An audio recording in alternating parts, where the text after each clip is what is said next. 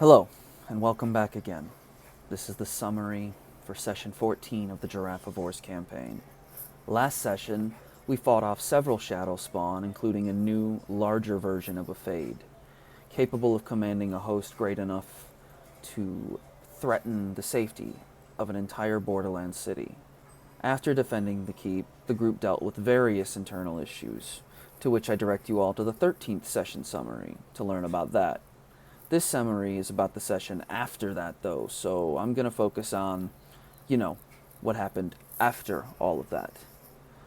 Last we left off, Gina was busy talking with an obviously intoxicated Selenia, who seemed too drunk to leave the room. Gina was able to get her into Mace's bed, just in time for the Aes Sedai to pass out. After she tucked her into bed, Rem, Selenia's warder, arrived just a few minutes later. He seems a little unsteady too, and he smells slightly of alcohol. Gina is quite disappointed in him, and I mean quite disappointed indeed. His actions should never impact his Aes Sedai in such a way, and Rem is wise enough and experienced enough to know that. Though he is already visibly ashamed, she wastes no time at all in scolding him up one side of the keep and down the other. Selenia is laying there, drunk as Matrim Cawthon and Ebrudar, as if the creator is highlighting just how right she is with a glowing neon sign.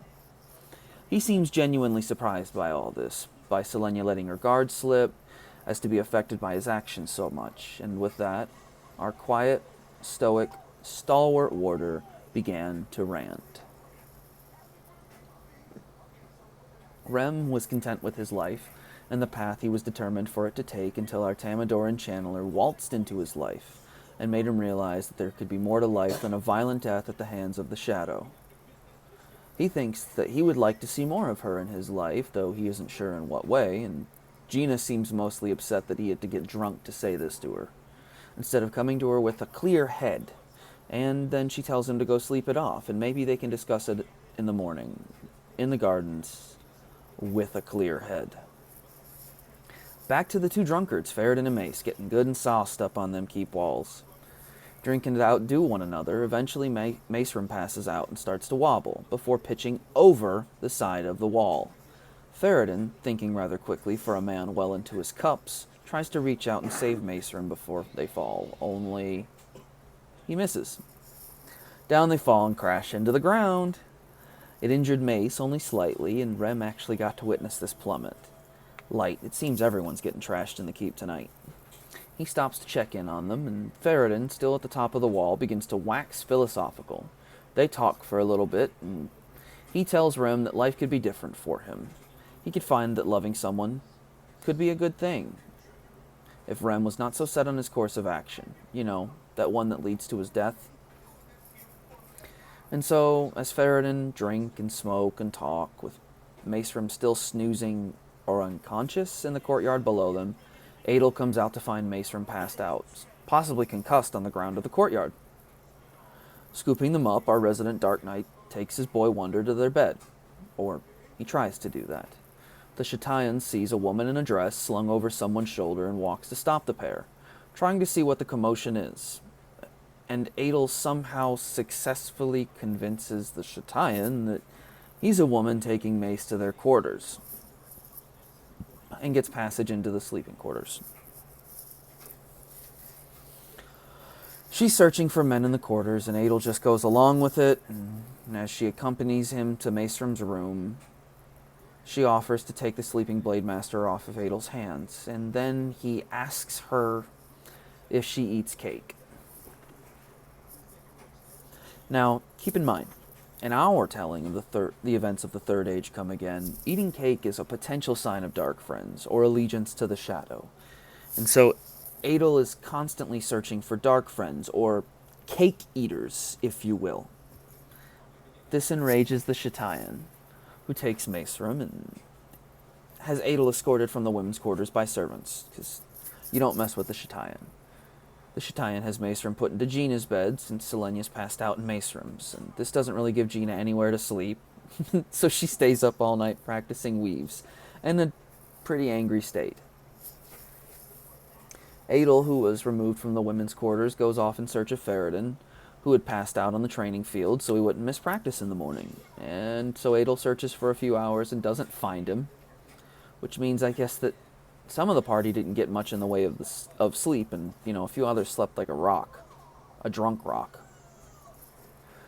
While sleeping, Farad'n is contacted by the Aiel Wise One, Kalinda, a former maiden that Farad'n is familiar with. Familiar. She tells him that his dreaming is idle dawdling. With that, they begin to speak of home. I know, idle dawdling, right? They begin to speak of the Aiel waste, the threefold land. Kalinda seems to miss his presence, but the real issue brewing there is the development of several blood feuds, as well as the reignition of old ones. As they talk, she brings up an important issue for him to address. There is a wetlander that the Wise Ones have seen in the dream, and they need her to come to the waste for training. It is imperative for this to happen. And so Farad'n agrees to seek out this person. He's already in the wetlands, why not? When asked for a name, Kalinda tells Farad'n he is searching for Josel Serenel. Along with this, Kalinda presents an image of Gina to Farad'n, and Farad'n, somewhat confused, tells her that she may be mistaken, for the woman that he was shown goes by the name Gina, not Josel. Kalinda says that it is indeed Josel that she looks for, and she has a skill that they could help her foster and grow if she was to let them train her in the waste. So Farad'n seems to agree, because he thinks Gina would benefit greatly from some time under the Wise Ones.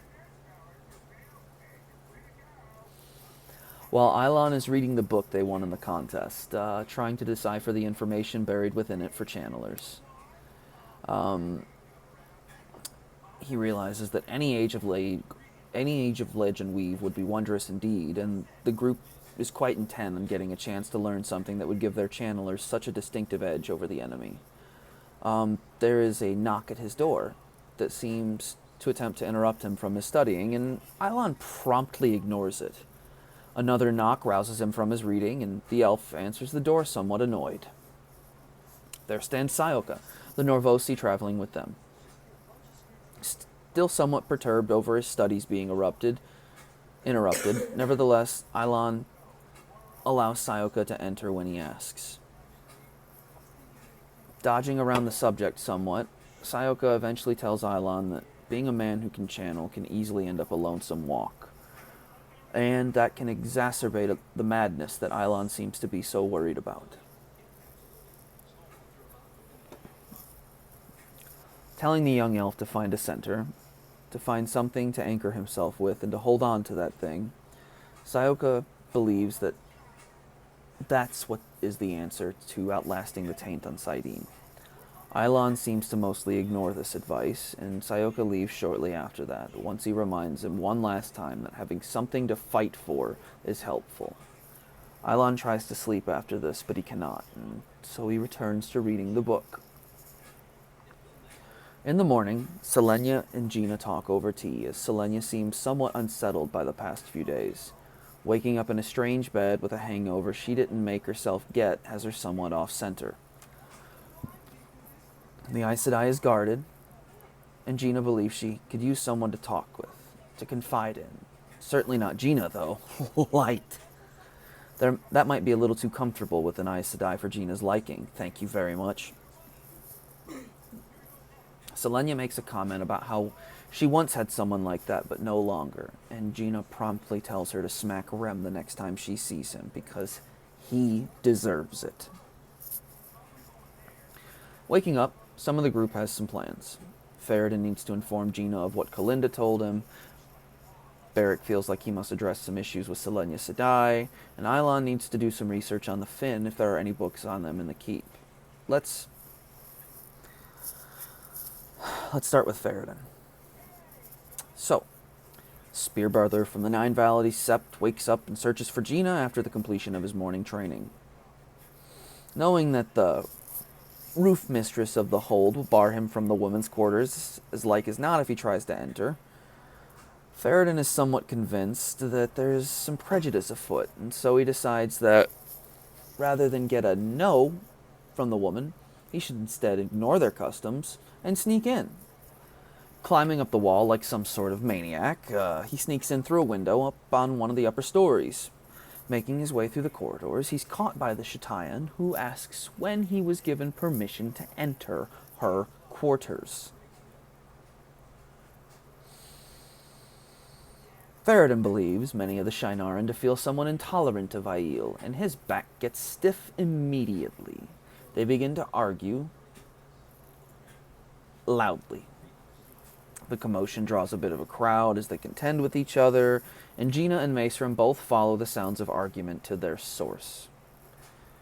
Gina vouches for Farad'n, doing her best to assuage the situation, and then putting this ignorant ruffian in her charge, the Shatayan leaves in a bit of a coolly indignant ruffle. Farad'n, seeing that Gina is there and that the conflict has died down, greets his friend with the name given to him by the Wise Ones, Jostle. Gina, like a snap, just like that, on a dime, changes her tone. Grabbing the Aielman by the neck of his cotton sword, Gina drags Farad'n away from prying ears and slams him into a wall, demanding to know where he heard that name.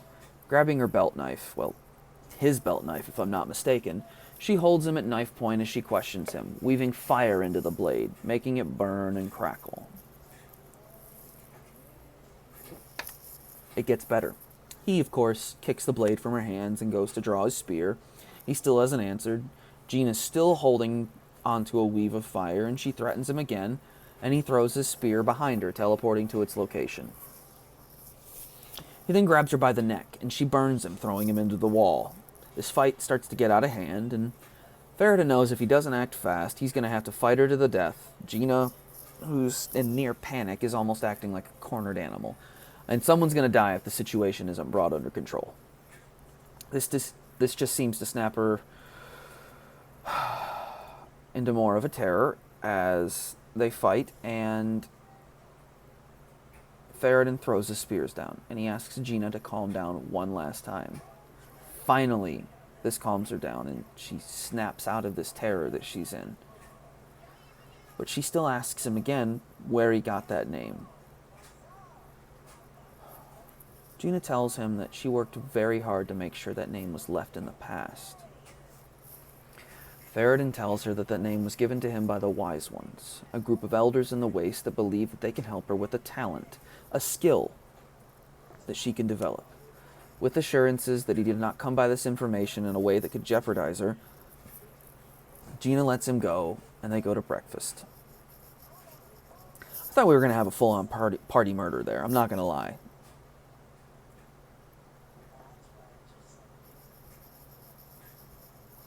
At breakfast, the Aiel decides that offending the Shatayan isn't enough. Dan, the head chef of the local Denny's in Valdara, doesn't make good enough food for Farad'n, so he pisses the cook at Denny's off. Then, as everyone sits to eat, Gina opens up to everyone. Her name is actually Jostle Serenel. While she talks, she seems to shrink, drawing in upon herself as the words fall out, trickling out slowly at first. She tells them that Jostle's father, Joram Barenthal, is a White Cloak, and that her sister Gina tried to save her from their father when Jostle's channeling was discovered in Tamanor. Joram caused Jostle to lose her sister, and she's been on the run ever since, even on alert in the tower, worried, out of words, and ready to leave, sure the party would cast her out. Farad'n tells Jostle that names mean very little, but she should honor her sister who died for Jostle, not Gina. Maceram agrees, telling her that they've come to feel like Jostle is as close as a sister would be to them. Beric tells her that he has come to support and follow the person, not the name. Eilon and Adel seem agreeable either way, and Sayoka tells her that he's known who she was and that hasn't changed how he's treated her yet, and he won't start now. This is all just too much for her, and crying, she reintroduces herself to them as Jostle. This was great to see. This was one of the first real times I saw my party as a cohesive group. And I saw them accept each other as more than hesitant allies. In the last few sessions, I've seen walls come down for these characters, and begun to come closer together. Many are beginning to become one. As they eat, Eilon asks Ferredin to seek the Wise One's knowledge of the Finn, and Ferredin agrees to bring them up when he speaks with them next. Beric, who needs to speak with Selenia, asks Jostle where she might be.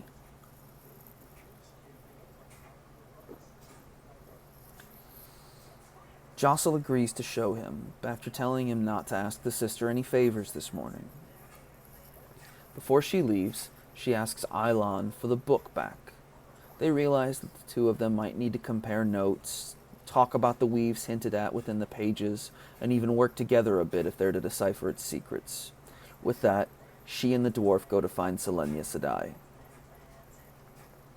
She's doing better than last night, and Beric and the Aes Sedai are left alone to talk for a bit when the Shatayan sends someone to fetch Jostle, so that she may speak with the Tamadoran Channeler. They begin to talk over tea, and Beric asks the question that has bothered him since his awakening in the tower at the start of the campaign. What of his father, of his family, and of his nation? Selenia needs to know his family's name, and his father's as well if she is to help, and Beric begins to tell her who he is. He is Beric, son of Balak the Bold, son of Balor, son of Bolok, son of Danak, son of Duros, dark friend Bane, son of Dural, son of Darak, son of Durok. When she hears this, Selenia is openly shocked. She drops her cup of tea, and that puppy breaks, spilling good tea on a good rug. This claim is pretty bold, so he has to be either crazy or he has to be truthful with her, honest, she thinks, since that would make Beric nearly 1,300 years old. Selenia tells him that his family is gone, everyone he knows having passed away many centuries before she was even born. This information overwhelms the dwarf, and he sinks to his knees in despair. He learns from the Aes Sedai many answers to the questions about his people he has had for many months now, but they are not answers he would like to hear. His people are fractured and weak in comparison to the Durak he once knew. Their power and influence have waned, as have their borders. His father's line is all but lost, and his mother's has nearly disappeared as well. Composing himself, Beric tells Selenia of the mission he was given before his disappearance.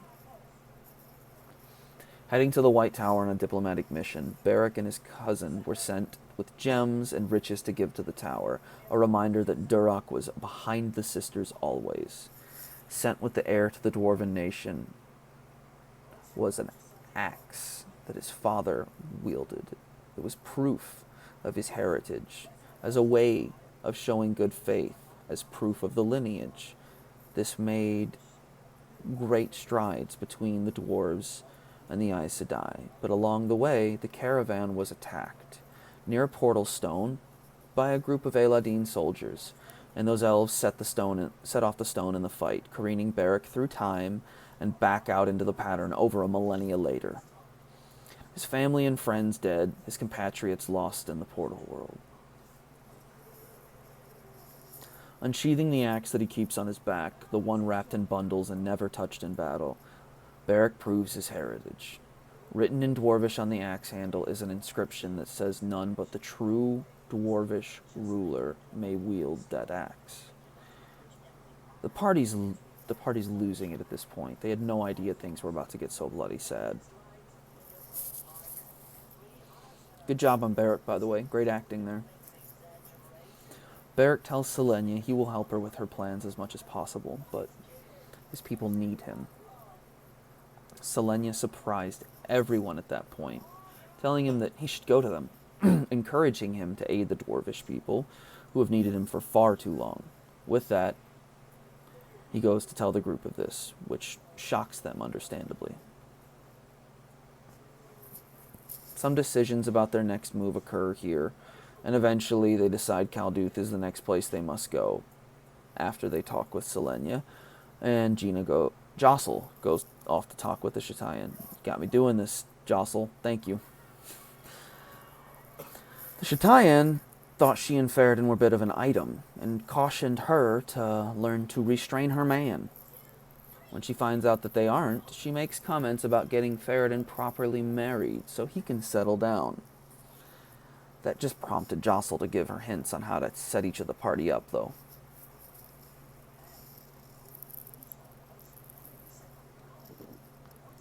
A green sister by the name of Baron Tiora approaches Adel during his sword practice and tries to get him to consent to bonding. Adel just refuses politely, but she won't let up, as one of the Aes Sedai there lost 2 warders recently and could use someone to watch her back, among other things. Eventually, when he refuses enough, she gets irritated, obviously upset at someone that could refuse the needs of an Aes Sedai, and stalks off, quite angrily. As Jostle reads in the garden, trying to learn the weaves again, Rem approaches her to talk. She makes him wait, though, while she reads, and he has to sit while she finishes her part of the book. He apologizes for his behavior, and she tells him to treat his Aes Sedai better. She thinks that was very poor behavior indeed. He mentions that Selenia had her guard down the other night, but won't say more, as it isn't his to tell. They talk, they flirt, they hold hands and flaming kiss. Spicy. With that, the group goes to talk with Selenia, who tells them that the plan is to take Vand and his friend to Kalduth, a city full of political intrigue and corruption. An agent of hers by the name of Aliana Balin will help them when they arrive, whose career as a thief-taker will do them well in the crime-ridden streets of Kalduth. The group is somewhat at odds here still, and Ferrodin wants to send Vand to the Waste, which Selenia seems to be wholeheartedly against. Mace wants Vand's opinion on all this, and his feelings on everything to be considered. Selenia tells them that Vand may not have much of a choice, and his feelings won't change much. The party finds out that Selenia told Vand who he is, his heritage, and what that could mean. She pulls out a thin disc of black and white, separated by a sinuous line, shattered in the cloth she holds it in. A seal to the Dark One's prison has been broken. Rem, who seems irritated even more than usual, walked out of this discussion. After backing her into a corner, where she was forced to tell the truth, all the truth about her plans to them, Selenia tells them that Vand may go to the Waste after Kalduth. She informs them that the city is quarantined, it's under control by some strange invaders, and getting in will be difficult. Cue more group discussion that takes 70 circles to decide what was suggested at the start of the discussion. Love you guys. Jostle and Selenia go off to talk on their own after the group decides to go to Kalduth.